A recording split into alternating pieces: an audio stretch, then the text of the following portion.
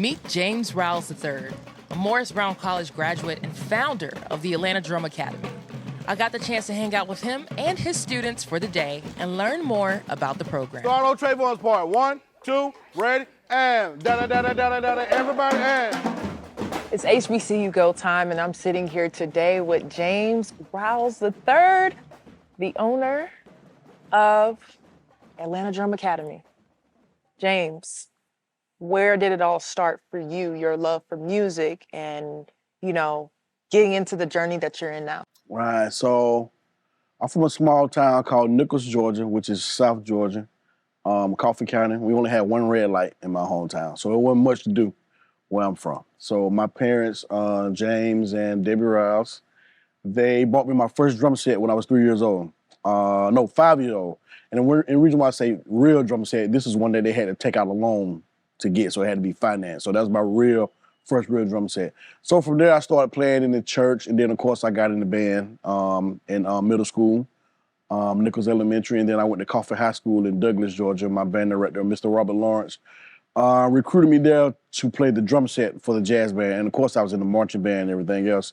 So from there, Mr. Eddie Ellis came down and recruited me to come to Morris Brown College. After Morris Brown College, I graduated and I started teaching in like music stores, teaching for local high schools. And then I had my first gig of teaching kids at Camp New Beginnings in Lithonia, and I knew from there that I wanted to teach kids. So 2011 is when I started Atlanta Drum Academy.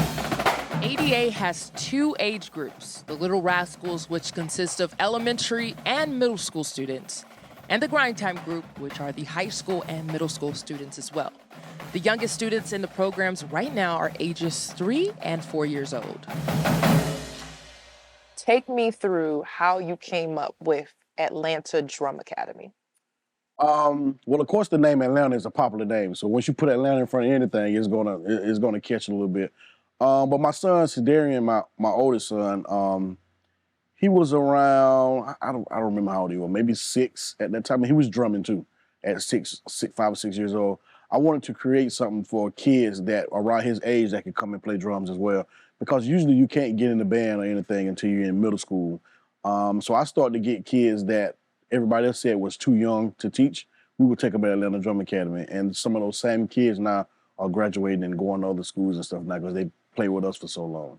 So I created the drum line for younger kids to play along with Cedarian, and from there it's just taking off. We've done several performances, several TV appearances, and we plan to keep it going too. Okay, so James, I was very observant throughout both practices, and I just see how you mentor these kids, but you're hard on them, but it's from a tough love aspect, right? But also too, you come in, it's about business, right? I could sense that even from your smallest kids, right? How important is this program to prepare the younger students to get to the next level of playing on the collegiate level? Very important, because even what we do here is just a fraction of what goes on in the HBCU program or any marching program. Here we only get a chance to rehearse once a week. We rehearse once a week in person, and then since COVID, we had to go virtual with our other lessons. So we do virtual lessons on Tuesdays, and then we come here on Sundays. And I figured Sunday was the easiest day of the week. Usually don't have much to do after church. But what we do here is, like I said, it's only a fraction of what goes on. A lot of hard work, but also there's a lot of fun. I had the chance to test out my drumming skills with the program, and let's just say I have a lot of practice to